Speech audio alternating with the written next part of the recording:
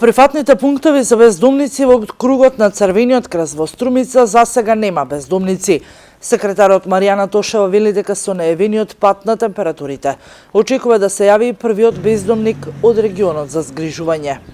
Во овој период се уште нема сместено бездомници. Мислам дека тоа се должи на повисоките температури за овој период од зимата, затоа што сега гледам дека овој период веќе се спуштаат поинтензивно под нулата и очекуваме самите да се пријават, затоа што досега и не беа согласни за да бидат сместени. Мислам дека тоа се должи на присуството на поголем број на граѓани кои што беа дојдени овој период и од странство, така да редовно собираат донации околу средства и храна и немаат потреба да бидат сместени.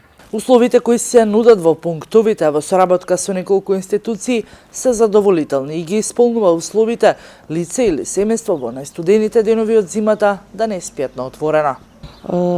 Ние им ги сместуваме во период на ноќта од 9 до 5 се слободни за да бидат излезени.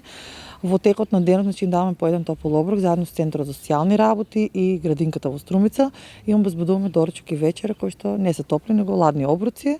Исто така им обезбедуваме медицинска грижа доколку има потреба и најчесто бездомниците реагираат или бараат помош кога ќе им е нарушена здравствената ситуација.